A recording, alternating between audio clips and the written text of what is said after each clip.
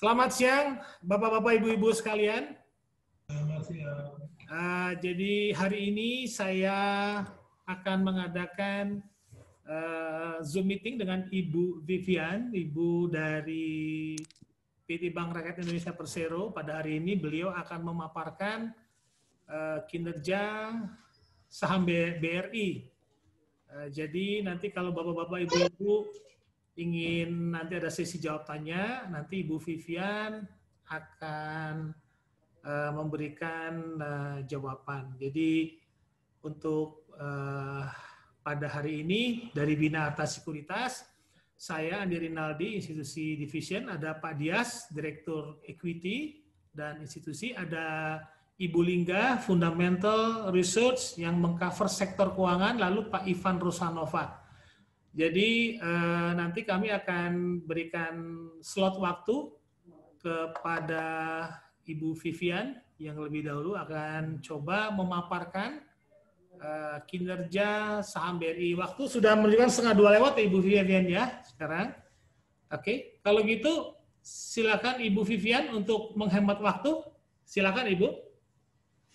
Terima kasih Pak. Pertama-tama kami mengucapkan terima kasih kepada rekan-rekan Bina Arta yang sudah meng-arrange call ini bersama Bapak Ibu sekalian, baik pemegang saham maupun yang belum menjadi pemegang saham BRI.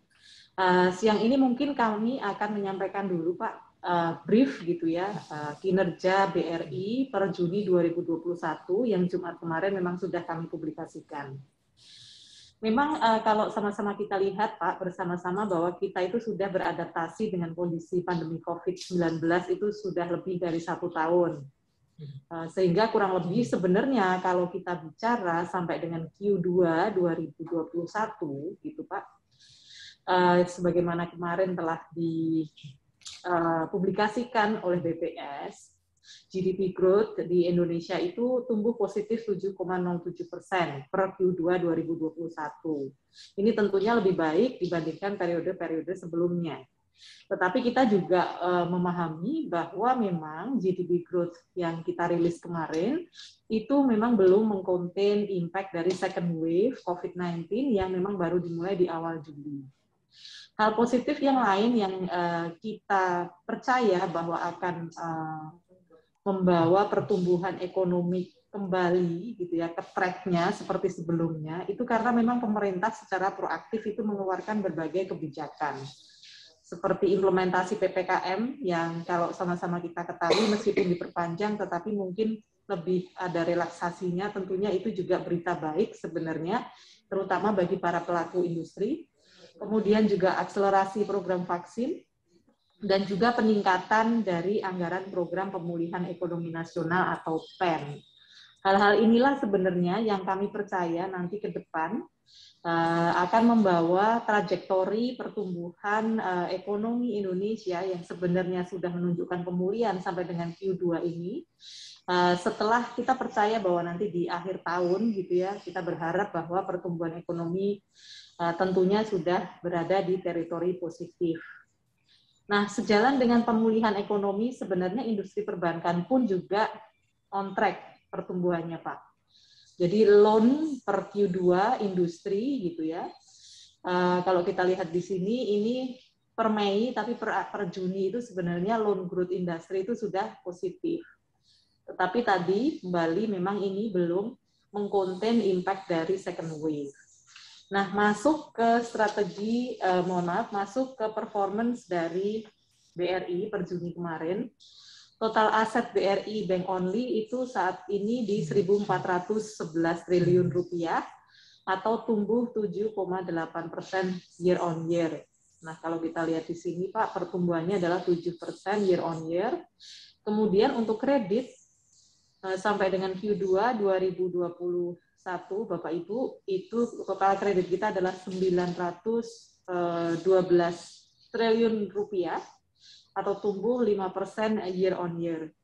Nah, pertumbuhan kredit ini tetap konsisten sebagaimana sejak tahun lalu, itu didrive oleh pertumbuhan segmen mikro yang secara konsisten itu tumbuh 2 digit gitu Pak. Jadi Bapak Ibu, jadi per Juni kemarin segmen mikro itu tumbuh 17% year on year. Terutama memang didorong oleh penyaluran dari KUR Mikro sepanjang tahun 2021. Dengan adanya pertumbuhan mikro ini, maka komposisi segmen mikro atau mikro portfolio dari seluruh total pinjaman yang ada di buku BRI itu meningkat dari 36% Juni 2020 menjadi kurang lebih sekitar 40,2% di Juni 2021. Ini sesuai dengan aspirasi kami sebenarnya untuk mencapai komposisi mikro minimal 45% di 2025. Selanjutnya untuk segmen yang lain yang juga bertumbuh itu adalah segmen consumer. Itu tumbuh 3,54% year on year, disumbang tentunya oleh KPR.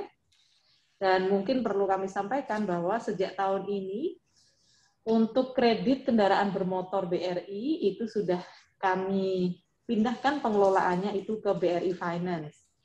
Apabila kita keluarkan impact dari pemindahan pengelolaan ini, sebenarnya kredit consumer tumbuh kurang lebih sekitar 5%. Kalau kita lihat untuk kredit korporasi, di sini corporate non-SOE itu tumbuh hanya 2,8%, sementara untuk kredit SOE atau kredit-kredit kepada BUMN itu memang turun 20,3% year on year. Hal ini juga sesuai dengan komitmen dan aspirasi kami ke depan untuk lebih fokus ke segmen UMKM, sementara untuk segmen korporasi kami tidak fokus pada pertumbuhan, tetapi fokus pada kualitas dan profitabilitas segmen. Dengan demikian, kalau kita lihat komposisi kredit korporasi memang turun cukup signifikan dari 22,9 di Juni 2020 menjadi sekitar 19,9% di Q2 2021.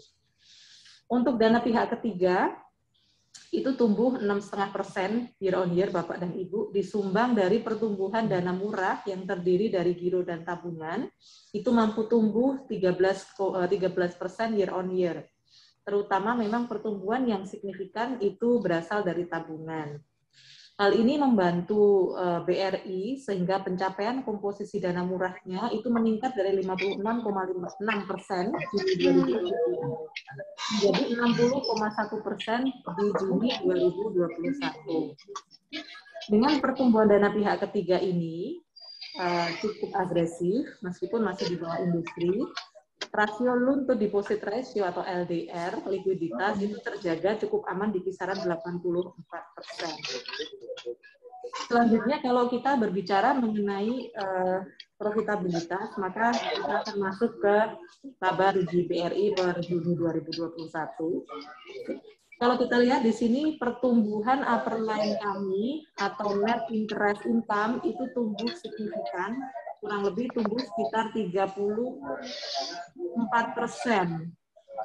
year on year. Nah, ini didorong oleh dua hal, terutama memang didorong oleh penurunan kos-kosan atau biaya dana yang turun cukup signifikan, tetapi juga kabar baiknya itu juga didorong oleh perbaikan dari yield sendiri karena kami fokus pada pertumbuhan mikro seperti yang tadi saya jelaskan. Untuk fee dan other operating income itu tumbuh 19% year on year, terutama memang diperoleh dari fee and commission, Bapak Ibu. Fee and commission kami tumbuh sekitar 9,9%, di mana pertumbuhan ini didorong oleh transaksi e-channel dan e-banking, antara lain transaksi agen briling dan juga aplikasi kami BRI Mobile atau BRIMO. Kemudian juga fee yang terkait dengan insurance activities atau kegiatan bank assurance antara BRI dan partner-partner asuransi. Selanjutnya kalau kita kembali ke profitability, untuk operating expense itu tumbuh cukup moderat dan manageable di level 5,3% year on year. Sehingga hal ini sebenarnya menyebabkan laba sebelum pencadangan atau pre-provision operating profit kami tumbuh sangat signifikan 53,3%. Pertumbuhan ini sebenarnya atau pertumbuhan laba sebelum pencadangan ini sangat memberikan kami ruang untuk dapat membuku pencadangan untuk memitigasi dampak dari second wave COVID-19 ke depan sampai dengan akhir tahun ini. Oleh karena itu memang kita pada Juni 2021 kemarin membukukan biaya provisi menjadi kurang lebih sekitar 21 triliun atau tumbuh sekitar 134%, yang merupakan salah satu strategi kami untuk soft landing gitu ya, apabila nanti memang dari OJK itu tidak lagi memberikan relaksasi. Dengan demikian maka net profit atau laba bersih perusahaan per Juni 2021 bank only itu ada di 12,45 triliun atau tumbuh 22%. Berbicara mengenai loan quality,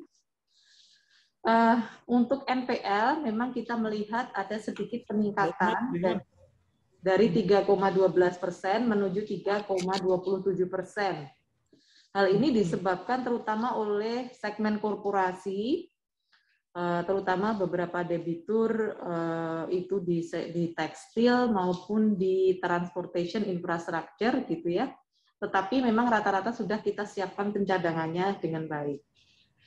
Kemudian kalau kita bicara mengenai posisi kredit yang direstru akibat COVID-19, sampai dengan Juni 2021 sebenarnya, baik dari sisi outstanding maupun dari sisi nominal, kalau kita lihat di slide ini yang atas dan bawah yang kiri, kalau kita lihat memang secara konsisten menunjukkan penurunan gitu dari angka sekitar 190 triliun di Desember itu menjadi 175 triliun di Juni. Demikian juga dari jumlah nasabahnya. Penurunan ini memang rata-rata didorong oleh segmen mikro. Nah, kalau kita lihat di sini memang dari keseluruhan portofolio yang direstrukturisasi itu sekitar 90% itu ada di stage 1 atau kondisi yang lancar. Atas NPL dan juga restru loan ini kita telah membukukan cadangan yang memadai di mana NPL coverage per Juni itu mencapai 258%. Lebih tinggi dari Desember 2020 maupun Juni 2020. Demikian juga coverage untuk kredit kualitas rendah atau yang sering kita sebut dengan loan at risk itu juga tumbuh dari 25% menjadi 31%. Nah, dengan adanya penyesuaian terutama terkait dengan COVID-19, kita juga melakukan penyesuaian terhadap guidance kinerja sampai dengan akhir tahun ini. Untuk pertumbuhan kredit, kita optimis masih dapat kita jaga di 6% sampai 7%. Rasio LDR juga masih kita jaga.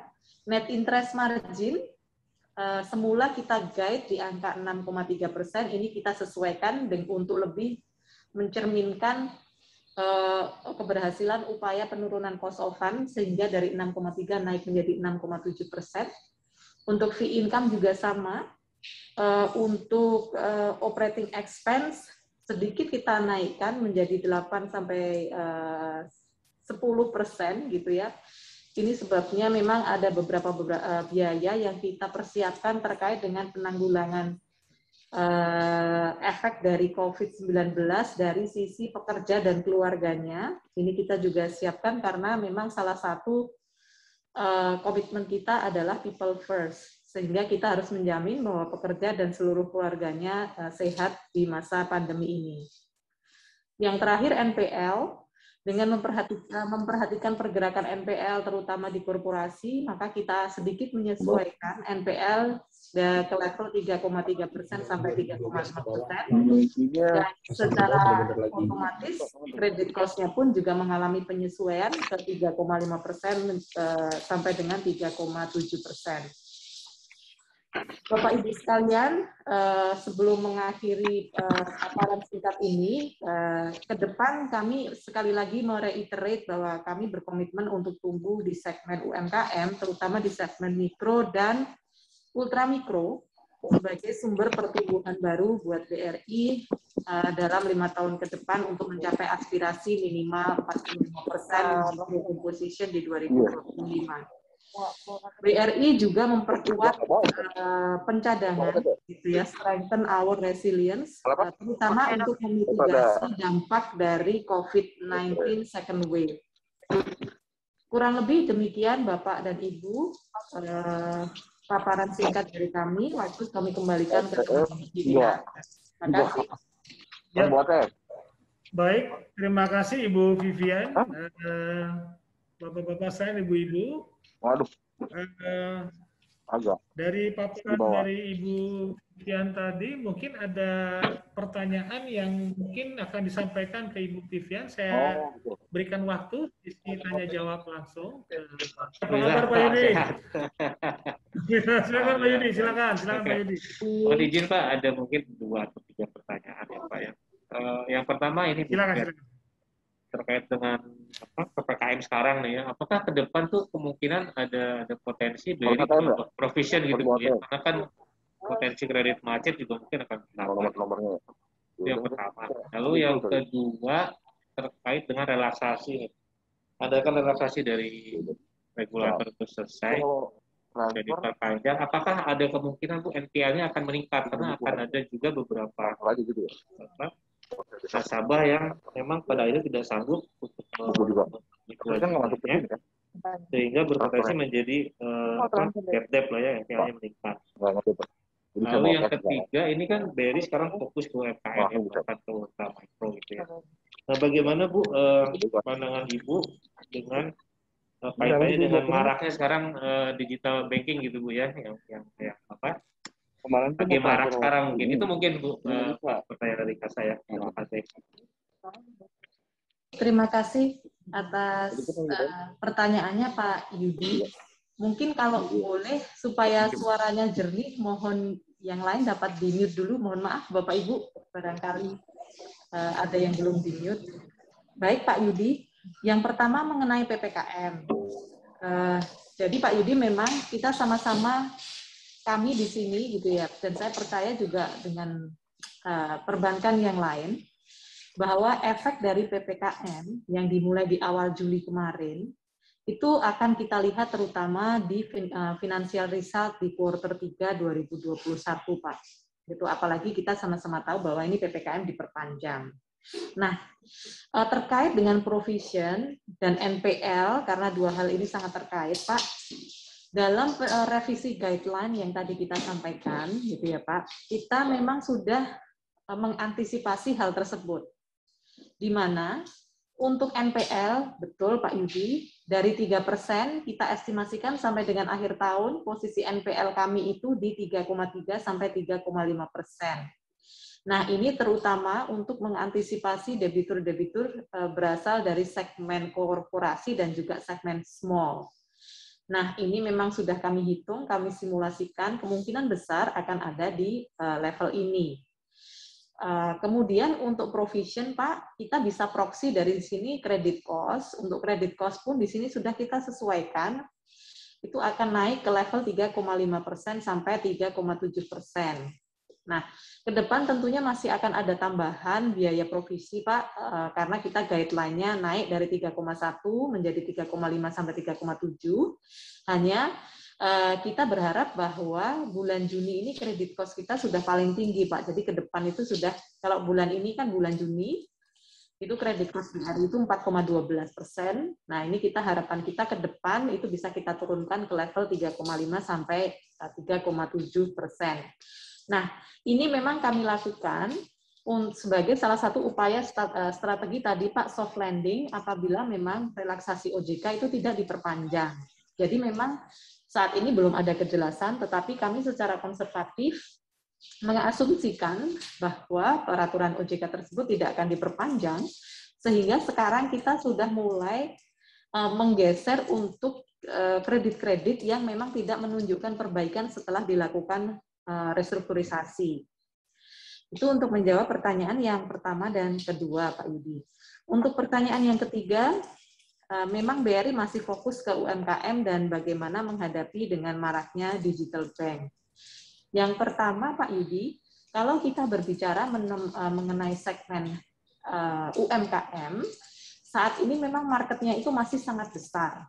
gitu ya. Jadi kurang lebih ada sekitar di sini itu kurang lebih ada sekitar 45 juta gitu ya pengusaha, dan sekitar 30 juta itu masih membutuhkan akses finansial tambahan gitu.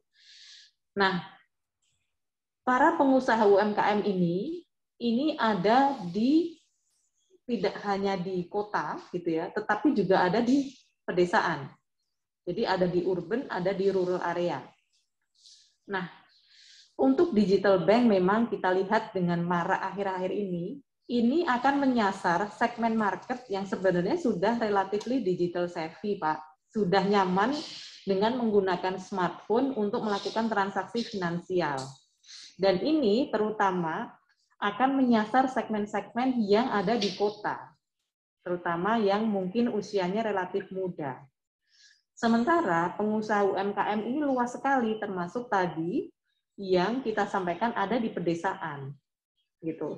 Nah, oleh karena itu, Pak, untuk BRI sendiri, gitu ya, kita memiliki grand strategi yang namanya hybrid bank. Jadi kita mengkombinasikan keberadaan outlet fisik kita, agen briling kita, dan juga para mantri, gitu ya, loan officers, kita kombinasikan dengan digital capabilities.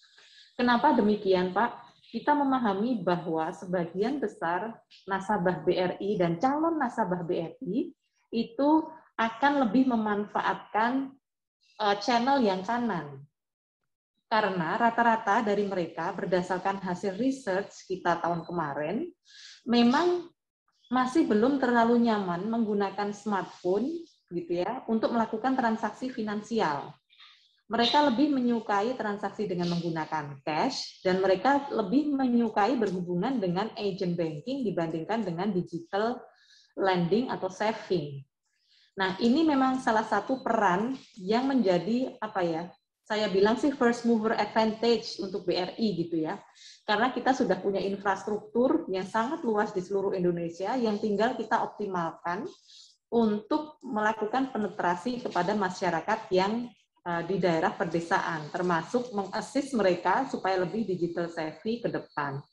Nah, sementara itu Pak, kita juga tidak mau ketinggalan gitu ya dengan tren yang saat ini sedang berjalan yang menyasar gitu ya ke anak-anak muda terutama di urban area atau urban cities. Sehingga yang sebelah kiri ini kita mengempower digital capability kita melalui 3 pilar. Yang pertama itu digitizing the core, ini adalah mendigitalkan bisnis proses, ini adalah wajib kalau buat bank Pak sekarang ini. Kemudian yang kedua itu digital ecosystem. Di sini kita memiliki namanya BRI API yang bisa menghubungkan BRI dengan banyak sekali kolaborasi dengan para startup dan fintech sehingga menjadi suatu ekosistem yang end-to-end, closed loop. Dan yang terakhir adalah new digital propositions, di mana di sini BRI maupun perusahaan anak BRI yang kita dedikasikan khusus ke depan menjadi digital attacker, itu akan menawarkan produk maupun jasa yang dari awal sampai akhir itu approach-nya digital. Jadi tidak ada lagi campur tangan dari manusia. Jadi kita mengkombinasikan dua hal ini, dan ini yang membedakan kami sebenarnya dengan perbankan yang lain. Kurang lebih begitu Pak Yudi. Terima kasih. Terima kasih Bu Vivian. Ya, sama-sama Pak. Ini Bu mengenai BRI Agro Bu ya. Itu kan digital juga Bu ya, BRI Agro. Itu kira-kira prospeknya gimana Bu ya? Kalau misalnya menjadi bank digital kan pasti ada seperti sama BRI-nya ini sendiri nanti bersaing gitu Bu. Itu aja. Oke. Baik Pak Dias untuk pertanyaannya. Nah, kalau di slide ini Pak, kalau kita lihat sebenarnya ini adalah grand strategi BRI. Di mana posisi BRI Agro gitu ya Pak. Posisi BRI Agro itu ada di sebelah kiri yang bawah, yang under pilar New Digital Propositions. Gitu. Jadi memang dia kita siapkan sebenarnya untuk head to head dengan bank digital yang lain ataupun dengan fintech yang lain. Apakah ini akan overlap dengan BRI? Saya pikir tidak, Pak. Sebagaimana yang saya jelaskan tadi, untuk digital bank ini mostly nanti akan menyasar mereka yang sudah digital savvy. yang usianya lebih muda, kemudian ada di urban cities. Sementara sebenarnya most of our customers gitu ya Pak, itu spread out all over Indonesia yang kebanyakan gitu saat ini itu masih membutuhkan channel yang sebelah kanan. Nah, kalaupun memang overlapping Pak Dias gitu ya, itu kita nilai pun juga nggak apa-apa, it's okay gitu ya, karena memang marketnya cukup besar gitu. Overlapping antara BRI dan BRI Agro it's okay karena masih dalam satu grup kita melihatnya. Dibandingkan dengan misalnya harus siapa ya Pak head to head sama misalnya compete overlap sama Bank Jago gitu ya misalnya. Selama itu masih under satu umbrella gitu ya, itu kita it's okay karena pendekatan dan pilihan customer gitu ya untuk berbanking dengan BRI itu jadi banyak pilihannya. Kurang lebih gitu Pak Dias. Oke. Terus tanya lagi Bu, satu lagi. Ini kan kredit perbankan semua naiknya boleh dikatakan menurun Bu ya.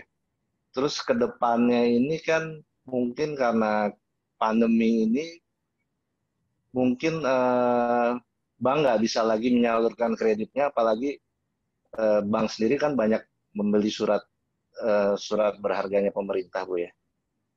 Gitu. Itu gimana Bu ke depannya?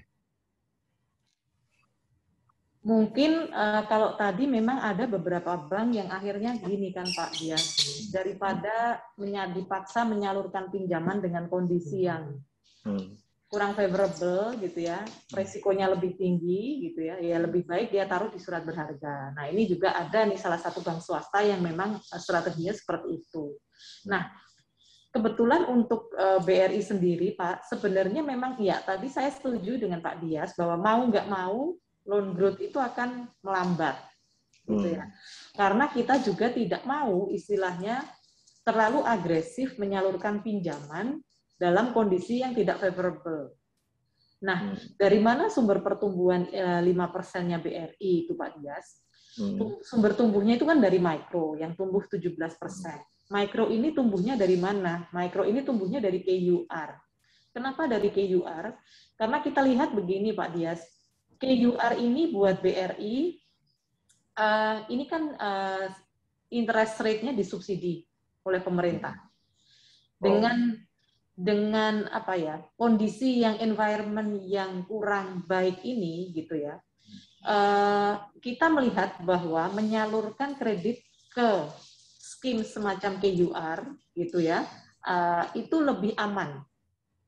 Gitu ya, karena selain ada subsidi government, kita juga ada asuransi kredit, dan selain lebih aman, kredit semacam ini juga hemat capital Pak buat kami. Karena aktiva tertimbang resikonya, risk-weighted asetnya itu lebih murah, jadi charge ke permodalan kami juga lebih murah. Jadi untuk tumbuh prudent, kita kemarin menganut yang namanya business follow stimulus, gitu Pak. Gitu, kita masih bisa tumbuh, tapi di segmen tertentu yang resikonya itu benar-benar termitigasi.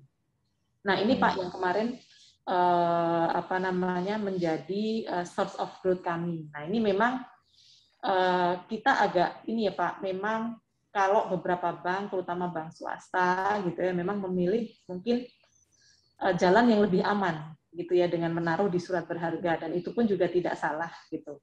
Tetapi kami sebagai salah satu bank BUMN itu juga harus berperan sebenarnya dalam menumbuhkan perekonomian melalui boosting untuk loan demand gitu. Kurang lebih begitu Pak Dias. Oke, makasih Bu. Sama-sama Pak. Ya. Baik Pak Dias, terima kasih. Untuk pertanyaan berikutnya, kami persilakan Bapak-Bapak Ibu-Ibu. Pertanyaan untuk Bu Viviana ya, Bu. Dari tadi sering kali dibahas perihal transformasi BRI Agro menjadi bank digital nih. Nah, seperti berdasarkan data kan lendingnya BRI Agro ini kan cukup banyak di sektor agribisnis lah. Nah, nanti dengan perubahan bisnis ke digital ini, apakah lending agribisnisnya Agro ini akan dialihkan ke BRI atau akan tetap di Agro tapi dengan proporsi akan semakin kecil ke depannya? Itu dulu Bu, pertanyaan pertama. Lalu pertanyaan kedua Bu, saya ingin tanya Bu terkait dengan isunya BRI ini kan nantinya PNM dan Pegadaian ini kan akan masuk di bawah tubuh BRI lah.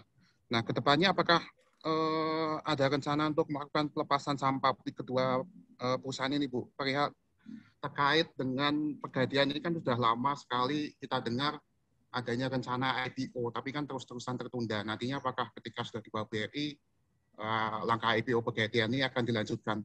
Sudah dua pertanyaan itu, Bu. Terima kasih. Terima kasih Pak Adi. Yang pertama, tentunya untuk BRI Agro. Betul Pak Adi, tadi yang Pak Adi sampaikan, loan size-nya di BRI Agro ini cukup besar gitu ya. Nah, ke depan memang aspirasinya adalah untuk menjadi digital banking tentunya tiket size-nya turun. Tidak akan sebesar yang sebelumnya gitu ya. Nah, bagaimana dengan portofolio yang existing? Nah, portofolio yang existing ini akan dilakukan revamping gitu ya Pak. Kita istilahnya itu merevamp existing portofolio itu dengan berbagai cara gitu ya. Ada yang memang kita phase out keluar ke pihak ketiga gitu ya, di luar BRI. Ada juga nanti yang memang secara B2B berdasarkan analisis gitu ya, itu akan di take over BRI. Nah, tetapi proses pengalihan ini baik ke pihak ketiga maupun ke BRI gitu ya, ataupun BRI Agro tidak lagi memperpanjang misalnya gitu ya, itu akan terjadi secara gradually Pak. Jadi ini memang akan membalance pertumbuhan bisnis BRI Agro dari sisi digitalnya, gitu. Jadi itu yang akan dilakukan ke depan. Kemudian yang kedua untuk PNM dan Pegadaian, setelah masuk ke BRI Pak, maka rencana kami sampai saat ini kita akan fokus dalam menyelesaikan post integration plan, dalam artian beberapa sinergi yang sudah kita identifikasi di awal akan kita integrate, kita eksekusi gitu ya Pak, untuk melihat efektivitas dari ekosistem ultramikro sendiri. Dengan demikian Pak, memang sampai saat ini kita belum ada rencana, terutama untuk Pegadaian melakukan IPO. Kurang lebih demikian Pak Adi. Baik, kalau begitu dari kami Bu Binarta akan coba untuk memberikan informasi karena kita hari ini ada tim riset teknikal dan fundamental. Mungkin saya akan memberikan satu kesempatan ke Ibu Lingga. Ibu Lingga dari riset fundamental Binarta. Selamat siang Bu Lingga. Lingga, silakan. Iya. Untuk kita udah lihat sama-sama untuk BRI dengan mencatat laba bersih 12,5 triliun itu masih berada dalam ekspektasi kami yang kuat didorong oleh net interest income dan PPOP juga kuat karena tumbuh 41% dan OPEX juga tumbuh 15,6%. Lalu untuk kita bisa melihat dengan adanya sisi cost of fund yang juga menurun, itu sama dengan sejalan dengan BRI, masih ada ruang yang cukup sampai dengan Desember 2021. Dan untuk pertumbuhan kreditnya, pertumbuhan kredit memang naik 5%, itu dengan sejalan terutama dengan penyaluran KUR mikro. Nah, ini komposisi mikronya ini naik 40,2 dari 36,1. Nah, lalu dari sisi peningkatan KPR-nya, lalu apabila dan BRI itu jika tidak memperhitungkan perpindahan pengelolaan kredit konsumer, itu bisa lebih tinggi 5,5. Perkiraan pertumbuhan kami pun juga masih berada di kisaran sekitar 6 sampai 7,5% untuk pertumbuhan growth-nya di 2021. Nah, untuk pertumbuhan kasanya kami masih cukup mengapresiasi karena didorong oleh kasa yang cukup murah. Lalu untuk tren restrukturisasi yang menurun, nah lalu tetapi untuk kualitas asetnya meningkat karena adanya downgrade penurunan kualitas segmen mikro yang berasal dari restrukturisasi NPL COVID. Nah, dan segmen korporasi yang bergerak di tekstil downgrade. Untuk di kami, kita lihat dulu. Nah, untuk NPL masih terjaga di sekitaran 3%. Nah, untuk pertumbuhan kredit juga masih, tadi saya sudah sebutkan. Lalu untuk cost of credit masih berada di kisaran 3,12 sampai 3,15 dan NIM masih di kisaran di 2021 6,8 sampai 6,9 atau 7%, seperti itu. Pandangannya. Silakan Pak Ivan Rosanova dari Technical Research kita untuk BRI-nya. Silakan Pak Ivan. Baik, terima kasih Pak Andi. Saya izin mau share screen dulu ya. Apakah silakan. Oke, terima kasih atas kesempatannya. Selamat siang Bapak Ibu sekalian. Saya Ivan Rosanova dari Bina Arta Sekuritas selaku Technical Analyst. Di sini perkenankan saya untuk menyampaikan pandangan dari sisi teknikal untuk saham BBRI. Nah, posisi saat ini kalau kita mengacu menggunakan weekly chart, memang pergerakannya masih dalam fase koreksi, di mana garis moving average 10 sebagai resisten dinamisnya masih gagal ditembus, tapi memang masih ada kecenderungan untuk potensi menguat seperti itu, mengingat target proyeksi koreksi di 3690 sudah tercapai.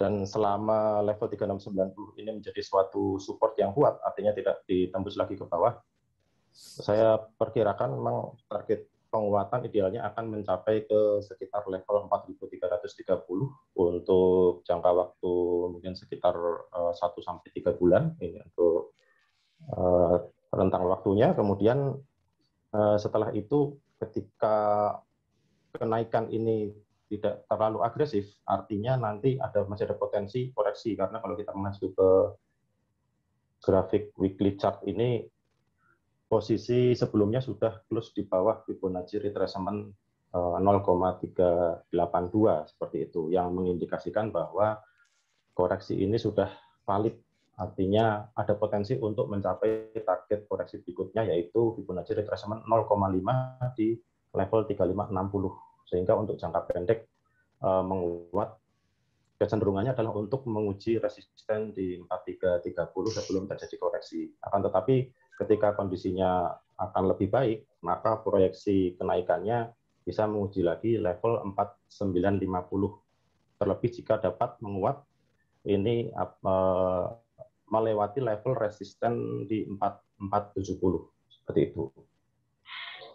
Nah, untuk level support selain 3690 dan 3560, maka support berikutnya yang kami lihat ada potensi karena ada Fibonacci cluster atau sekumpulan level Fibonacci, yaitu di sekitar 3230 dan hingga 3260 ya. Di sini adalah level cluster Fibonacci juga yang perlu diperhatikan, karena memang secara tren besarnya saham BBRI masih dalam posisi yang relatif sideways seperti itu.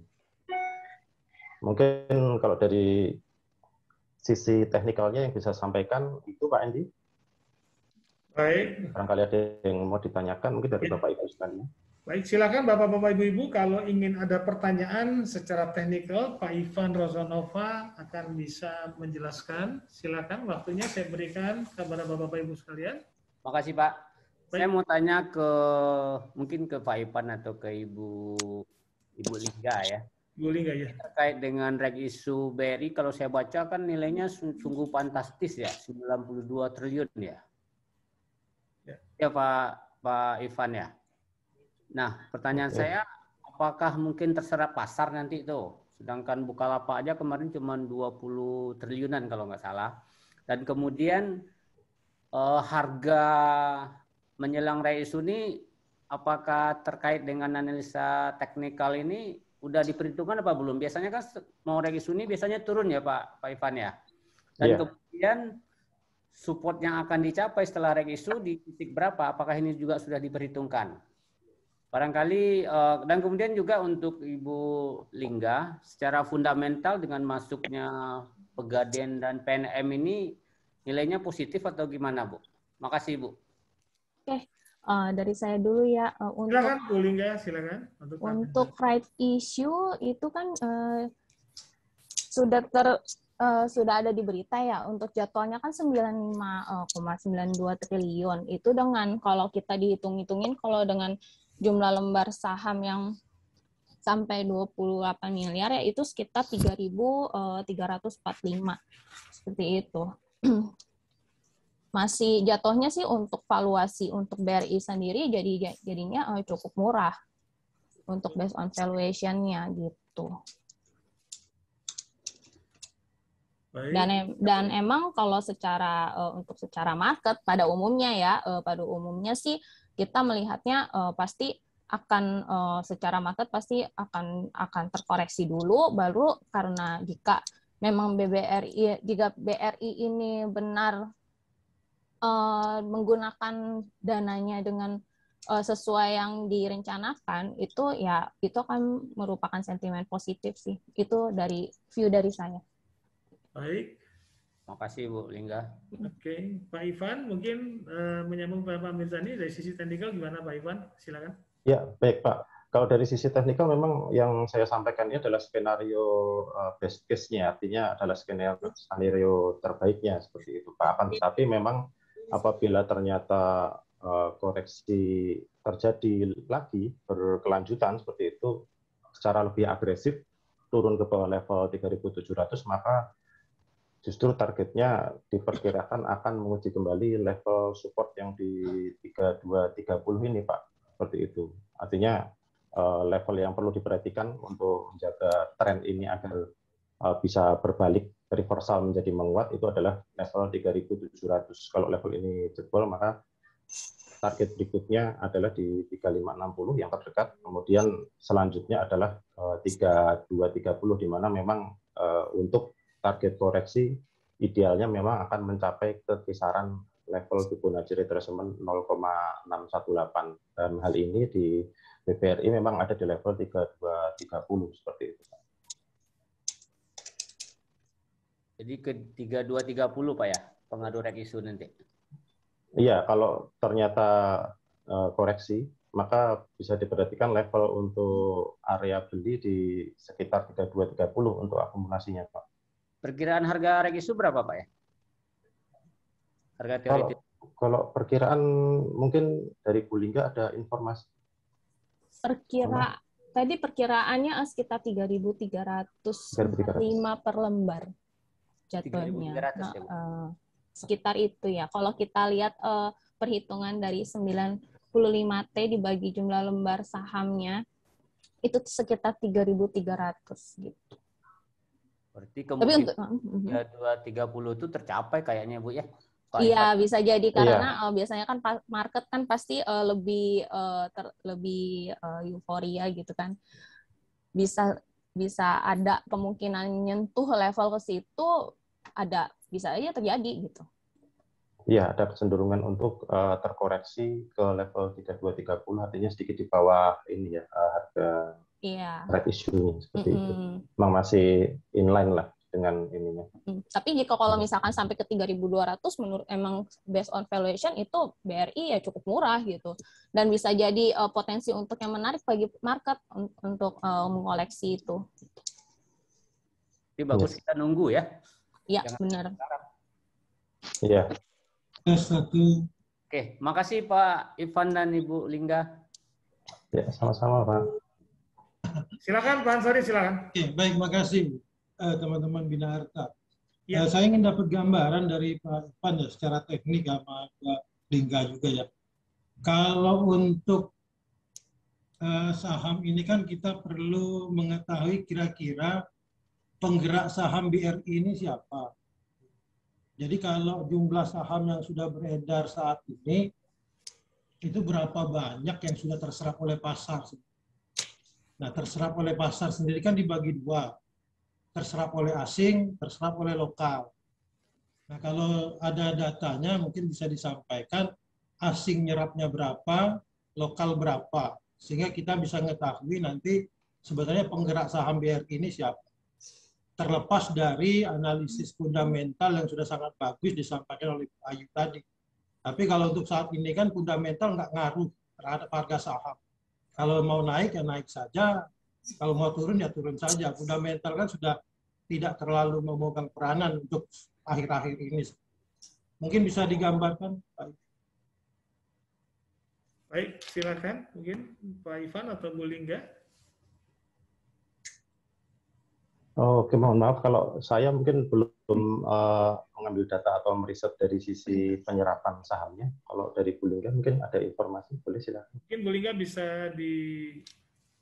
Ini aku mencoba menjelaskan ya. Kalau untuk aku lihat ini baru untuk berdasarkan di RTI untuk net foreign buy-nya saat ini itu masih di 3,92 miliar dengan dan untuk jual asingnya sih di 53 miliar. Ini cukup berkontribusi juga sih untuk BBRI. Gitu. Untuk hari ini maksudnya tuh? Iya, kita bisa lihat. Yang ditanyakan bukan itu kali tadi. Apa tuh? Mungkin, kalau hari ini kan transaksinya hanya 52 miliar. Lebih ke arah transaksi hari untuk ini kan asingnya ya, transaksi asingnya ya. Nah, maksud saya gini, ini kan ada berita mau rek isu lagi. Artinya mau menerbitkan saham baru gitu ya. Nah, saham yang lama memang sudah habis, sehingga perlu rek isu. Atau ada maksud lain. Kalau saya tahu, yang saya tahu sebenarnya saham BRI itu nggak sampai 50% diserap pasar rasanya yang lama. Dan mayoritas dikuasai asing. Mungkin bisa. Kalau data saya sih 30 yang diserap pasar itu 43%, dikuasain asingnya 34%, 34,16 di status bulan Juli, lokalnya 9%. Nah, nanti hubungannya dengan right issue seperti apa? Mungkin ada yang bisa menjelaskan? Mungkin dari pihak BRI-nya, Pak. Mungkin kalau silakan Ibu Vivian, mungkin dengan tim IR mungkin bisa menjelaskan dari pertanyaan Pak dari Datmen Pupuk Indonesia. Silakan Ibu dari tim IR-nya mungkin. Ya, Pak Ansori, terima kasih. Untuk sejak IPO di tahun 2003, Pak, sampai sekarang gitu ya.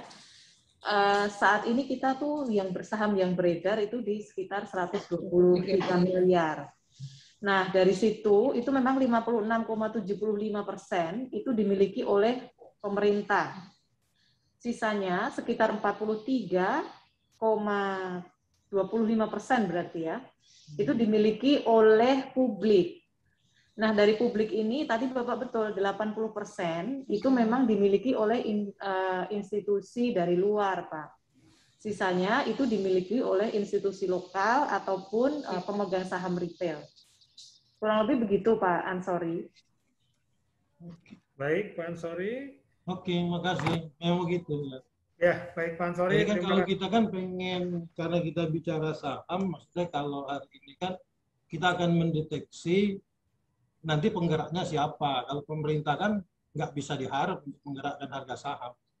Kecuali memang pemainnya, kalau nggak asing nggak lokal. Karena lokalnya terlampau kecil, ya lokal nggak bisa menggerakkan pasar. Jadi kita berharap sama asing. Kalau asing mau masuk, insya Allah naik. Kemarin kan dikejutkan aja sedikit di tanggal berapa itu ya? Di tanggal 5 ya. Nah di tanggal 5 kan dimasuk dia sebentar, naik, pas dijatuhkan lagi. Seperti itu. Ya itu aja, makasih. Terima kasih Pak Ansori, terima kasih. Terima kasih atas penjelasannya Ibu Vivian. Mungkin dari Bapak-Bapak Ibu sekalian ada yang ingin bertanya? Bentar. Untuk strategi BRI sendiri untuk optimalisasi dana right issue yang berpotensi menekan ROE jangka pendek ini bagaimana ya Pak Andi ya? Terima kasih. Terkait dengan rencana right issue, memang kalau kita melihat jangka pendek, gitu ya, jangka pendek itu berarti di akhir tahun ini, gitu ya, memang akan dengan serta-merta itu meningkatkan capital adequacy ratio dan juga mendilusi dari return on equity. karena memang proses integrasi dan sinergi itu belum berjalan dengan baik. Nah, mulai tahun 2022 sebenarnya dalam timeline kita seharusnya proses sinergi dan integrasi sudah berjalan dengan lebih baik dibandingkan tahun 2021. Namun demikian, patut kita cermati bahwa dampak COVID-19 ini gitu ya, itu bisa jadi akan sampai impact-nya itu berdampak ke kinerja di 2022. Nah, ini yang kami pahami, kalau memang dalam kondisi yang normal, Bapak Ibu sekalian, total loan growth-nya BRI itu bisa di kisaran 14% sampai 15% gitu ya. Itu ROE kita dalam jangka waktu 5 tahun gitu dengan adanya Pegadaian dan PNM itu bisa kembali ke 17% sampai dengan 18%. Tetapi kalau kita bicara tahun ini dan tahun depan dengan kondisi pandemi tentunya tidak akan seagresif itu pertumbuhannya. Sehingga untuk membalance antara pertumbuhan dan juga return kepada pemegang saham, kita mempertimbangkan untuk melakukan pembayaran dividen payout ratio yang lebih tinggi dibandingkan dengan tahun-tahun sebelumnya. Demikian Bu Andini. Baik, terima kasih banyak Bapak Ibu. Terima kasih Bu. Ya. Terima kasih Pak Dias dan rekan-rekan semua. Salam sehat selalu. Izin pamit. Terima kasih Bu Fian. Salam sehat terus. Terima kasih. Terima kasih Pak Dias. Terima kasih. Terima kasih Pak Andi, Bu Vivi. Izin lift Pak Dias. Terima kasih Pak.